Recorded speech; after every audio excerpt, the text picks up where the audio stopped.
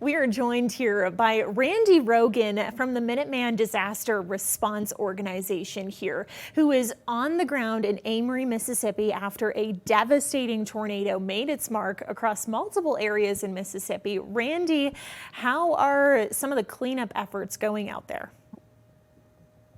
They're going good. I mean, there's a lot going on. That, like you said it best when you said devastation. There is significant devastation for miles. It looks like it went kind of down Main Street, one of the main streets here, and just very powerful. I heard it was up to EF3, which is probably up to 155 miles an hour of wind, and so a lot of damage. The cleanup is going, I think, well. There's lots of groups here. You see lots of volunteers. And then there's, nonprofits like ourselves, Samaritan's Purse, 8 Days of Hope, Operation Blessing, the Sirens Project.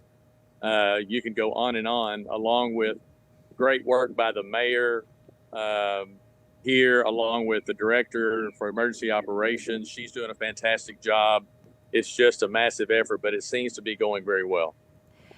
Now, can you talk a little bit more about the timeline of things when you hear about a tornado or any kind of disaster happening in these communities? What's the timeline? When do you get to these locations? And then what does your organization provide? Sure. Well, before the tornado ever, or in the process of forming, we're watching the weather. We have weather experts on our team. One of those being a retired meteorologist and other trained personnel. They're watching this weather every day as it progresses, sending out warnings, sending out potential alerts for what may be coming. And then as it gets closer, they intensify those alerts to make sure everyone knows what's going on.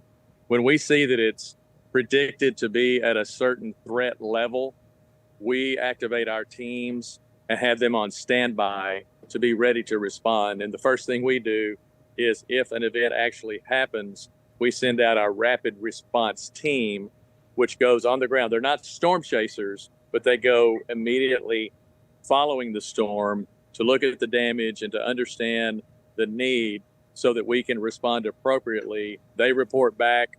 And then once we get their report, like we did this time, we mobilize the rest of the team, and we'll have the whole team on the ground here by Wednesday morning, working in the neighborhood. Absolutely. Now, how many people are on your team, and maybe somebody listening at home, how can they join your team and help people who have been through this really big travesty? Sure. Our organization is about 300 volunteers. Those volunteers, the majority of those are in Texas.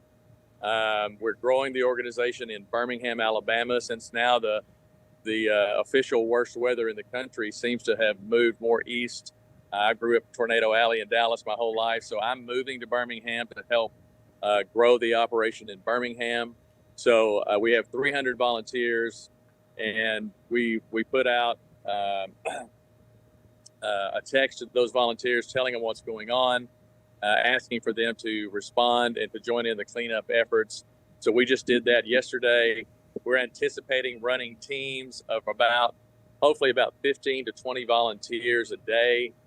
And at this point, I think we're going to be on the ground probably at least 3 weeks, and we'll determine how much longer. That really all depends on the number of volunteers that can keep coming. Absolutely. And what do the people in Amory need? Or do you have crews on the ground in Rolling Fork as well? What are people in Mississippi needing? Yeah, actually, our crew is not on the ground in Rolling Fork. There are a lot of other crews. I mean, even yesterday we heard they were still doing some search and rescue. Mm-hmm. But so really, they seem to be lots of groups responding with food, with water. Right now, they're still on a boil order for their city water because their water plant was hit, but it looks like they're making great progress in getting that back online.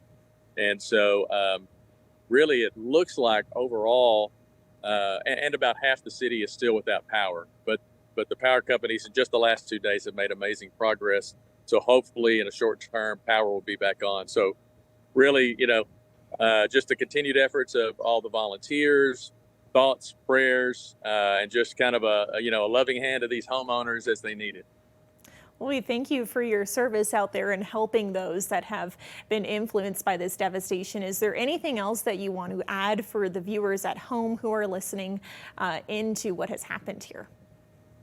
Sure. Well, once again, thoughts and prayers for these people here in Rolling Fork and all the other surrounding cities. There's just unbelievable amount of damage, and they've been through so much, and they're still going through it. They've got a long time to go. So your thoughts and prayers. And also, if you're interested in Minuteman and what we do, again, it's nonprofit. We never charge a dime to the homeowner. We're all supported by donors. So you can go to minutemanresponse.org. You can sign up, and then our volunteers just work when they can, when they're able to do so. And it's a great opportunity to really reach out and help the community. Well, thank you so much, Randy Rogan from the Minuteman Disaster Response Organization. Thanks for your time, and thanks for all of your hard work out there. Hey, thank you. God bless. We'll take care. We'll talk a little bit more about the potential for more severe weather across the rest of the southeastern United States, so keep it right here for more information.